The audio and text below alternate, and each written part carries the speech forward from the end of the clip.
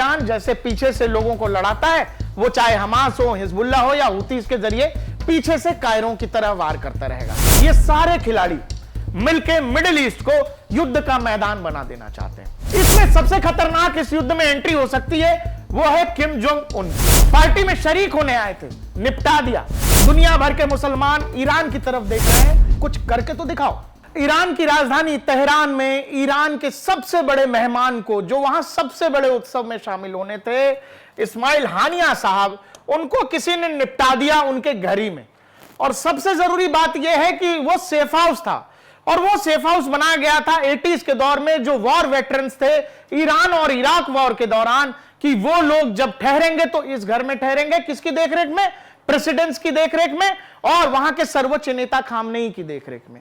लेकिन ये भाई साहब निपटा दिए गए बीचों बीच तेहरान के, और कह रहे हैं कि मोसाद ने किया है ये।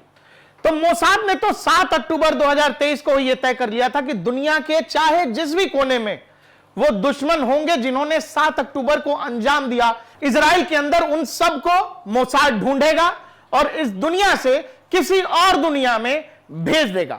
और ये सब मोसाद लगातार कर रहा है, और बैक टू बैक बड़ी कैजुअलिटीज हो रही हैं हमास लीडरशिप में।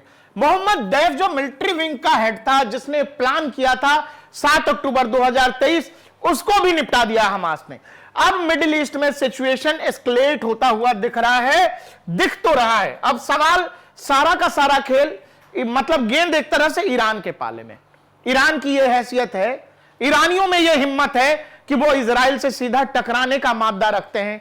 क्या सैन्य कॉन्फ्लिक्ट होने की सिचुएशन है, या फिर ईरान जैसे पीछे से लोगों को लड़ाता है, वो चाहे हमास हो, हिजबुल्लाह हो या हुतीस के जरिए पीछे से कायरों की तरह वार करता रहेगा। क्योंकि इस तरह की जितनी भी लड़ाई है जिसमें आप बच्चों को, बुजुर्गों को, महिलाओं को निशाना बनाएं, यह कायरता ही है। और इसकी शुरुआत 7 अक्टूबर 2023 को खुद हमास ने किया था। और दूसरी बात कि जब आप इस तरह की कृत्यों को अंजाम देते हैं तो आप सामने वाले पर सवाल नहीं उठा सकते।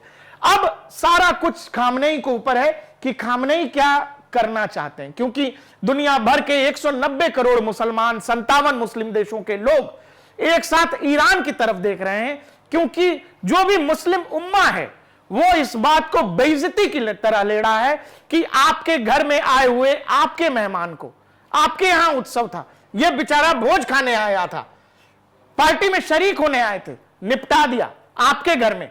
तो यह आपकी सुरक्षा व्यवस्था पर सवाल है, आपकी सिक्योरिटी एजेंसीज पर सवाल है। और ये जो आप ढिंढोरा पीटते हैं ना कि आप खलीफा हैं, आप दुनिया में बड़े ताकतवर हैं, मिडिल ईस्ट में आप जैसा कोई नहीं है, तो बता दिया इजरायलियों ने कि आप क्या हैं। सच यह है कि तेहरान की गली गली में मोसाद घूम रहा है, और तेहरान की हर सुरक्षा एजेंसी, ईरान की हर सुरक्षा एजेंसी में मोसाद के लोग हैं।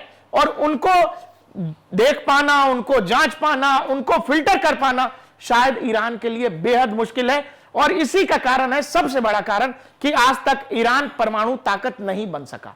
जब भी कोशिश करता है इजरायली इसको फुस कर देते। अब इस कहानी में हो सकता है ईरान के कुछ दोस्तों की एंट्री हो जाए। आप देखो कि ईरान और इजराइल का को जो बॉर्डर है वो कहीं से कुछ मिलता नहीं है। तो लड़ाई कैसे लड़ोगे? एयर पावर से लड़ोगे? इजराइल की एयर पावर के पास तुम्हारी कोई हैसियत नहीं है। इजरायली F-35, F-22 रैप्टर्स के आगे क्या करोगे? कौन सा रडार सिस्टम लगाओगे? उन स्टेल्थ विमान को दुनिया को कोई रडार सिस्टम पकड़ ही नहीं सकता है। तो सवाल है कि ईरान के पास क्या चाह रहा है, ईरान के पास क्या उपाय है, वो देख लीजिए। ईरान के पास उपाय है कि रशिया से लिए हुए S-300 सिस्टम ईरान अपने बॉर्डर्स पर तैनात कर रहा है। S-300 तैनात करने का मतलब यह है कि ईरान कह तो रहा है कि हम फुल फ्लेजेड वॉर में जा रहे हैं, हम बदला लेंगे, हम ऐसे नहीं जाने दे सकते, हमारी धरती पर हमारे मेहमान को निशाना बनाया गया है। यह सब बात ठीक है, लेकिन S-300 क्यों लगा रहे हो? लगा बस इसलिए रहे हो क्यों आपको और भी लग रहा है कि शायद इजराइल अभी और भी कुछ करने वाला है। तो S-300 वहां ऑपरेशनल कर दिया गया है। दूसरी बात, जितने भी एयर डिफेंस सिस्टम ईरान के पास है उसमें सबसे ज्यादा उन्नत यही रशिया वाला S-300 है। जो हमारे पास S-400 है उससे पहले का ये वर्जन है S-300। इसके अलावा अब कुछ और खिलाड़ी इस खेल में एंटर हो रहे हैं, वो चाहे पुतिन हो या फिर एर्दोआन हो, किम जोंग उन हो और बाइडेन हो। सबकी अपनी अपनी, सबका अपना अपना खेल है। सबका अपना अपना फायदा है और सब लोग, ये सारे खिलाड़ी मिलकर मिडिल ईस्ट को युद्ध का मैदान बना देना चाहते हैं। हर आदमी युद्ध अपने घर में नहीं लड़ना चाहता, वो घर में नहीं दूसरे के मैदान में युद्ध लड़ना चाहता है, और यही समझदारी की बात है। अमेरिका ने कभी अपने घर में युद्ध नहीं लड़ा है। अमेरिका अपने घर से दूर दुनिया के अलग अलग हिस्सों में युद्ध लड़ता है, वो चाहे अफगानिस्तान का उदाहरण हो, मिडिल ईस्ट का उदाहरण हो, सीरिया, लीबिया, इराक, कहीं भी अपने घर में कभी नहीं लड़ा है। अब ये कुछ खिलाड़ी इसलिए आ सकते हैं क्योंकि पुतिन ईरान के दोस्त हैं, एर्दोआन बहुत अच्छे दोस्त नहीं है, लेकिन इनको भी खलीफा बनना है, क्योंकि दुनिया के जितने भी मुस्लिम देश हैं उनकी नजर में ईरान ही लड़ता हुआ दिख रहा है। आप, सबसे जरूरी बात, आप कितना लड़ रहे हैं इससे फर्क नहीं पड़ता है, सारा खेल नैरेटिव का है।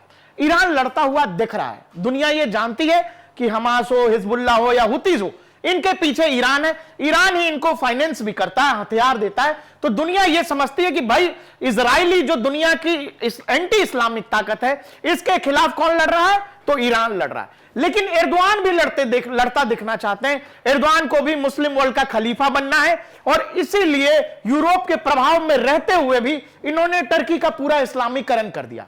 और अब एर्दोआन कह रहे हैं कि अगर इजराइल लेबनान पर कोई एक्शन करेगा या इजरायली फोर्सेज अब नहीं रुकी तो हमारी एंट्री होगी। इसमें सबसे खतरनाक इस युद्ध में एंट्री हो सकती है वो है किम जोंग उन की।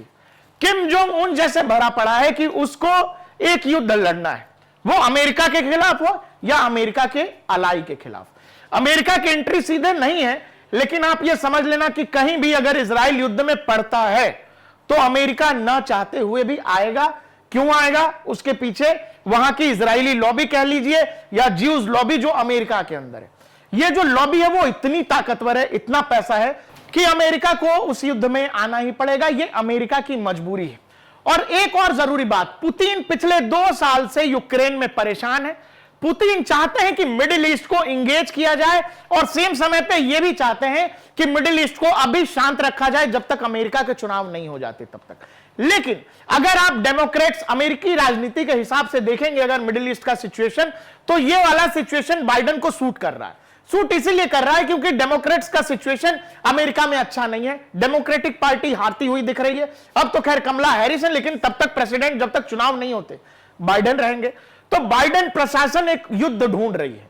चुनावों में जीतने का सबसे आसान तरीका है युद्ध कर लो, राष्ट्रवाद को जगा दो और युद्ध जीत जाओ, ऐसा लोग कहते हैं। तो ये एक मौका मिडिल ईस्ट में ईरान दे रहा है। ईरान के लिए एक और खतरा है कि क्या ईरान ये युद्ध झेल सकने की ताकत रखता है? क्या ईरान, क्योंकि बड़ी मुश्किल से ईरान मिडिल ईस्ट में उठकर खड़ा हुआ है तमाम यूरोपीय सैंक्शंस, अमेरिकी सैंक्शंस के बावजूद, क्या ईरान सीधे युद्ध में पड़कर खुद को 10 साल, 20 साल, 25 साल पीछे ले जाने को तैयार है? नहीं तैयार है।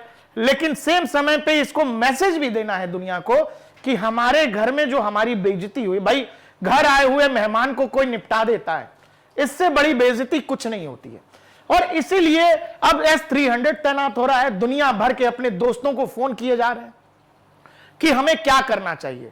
ईरान इन सब में मुसलमानों का नेता बनता दिख रहा है और यह बात एर्दोआन को पसंद नहीं आ रही है, और इसीलिए किसी की लड़ाई में अपनी कहानी के साथ एर्दोआन एंटर कर गए कि हम लड़ेंगे, हम लड़ेंगे, हम देखते हैं इजराइल क्या करता है। अब आप ये देखो, जब ये मिडिल ईस्ट का मैप आप देखोगे तो ना टर्की और ना ईरान, दोनों का ही बॉर्डर इजराइल से कहीं नहीं लगता है। तो कैसे लड़ेंगे? टर्की के पास एक रास्ता और है, वो है नेवी के जरिए, एयर पावर के जरिए, जबकि ईरान के पास केवल एयर पावर और बैलिस्टिक मिसाइल की ताकत है। तो आप ये समझो एक तरह से ब्लैकमेलिंग का खेल मिडिल ईस्ट में हर कोई अपने अपने लिहाज से खेल रहा है। और मैं आपको एक क्लियर एंड कट मैसेज बता देता हूं, अगर इस युद्ध में 2 लोगों की एंट्री हो गई, वो है अमेरिका और एक किम जोंग उन, फिर इस युद्ध को विश्व में फैलने से कोई नहीं रोक सकेगा। खामनेई प्रशासन इस बात के आकलन में लगा है, कैलकुलेशन में लगा है कि हमको करना क्या चाहिए, क्योंकि बदनामी तो हो गई है। दुनिया भर के मुसलमान ईरान की तरफ देख रहे हैं कि कागजी शेर हो या असल में सच्चा शेर हो, कुछ करके तो दिखाओ।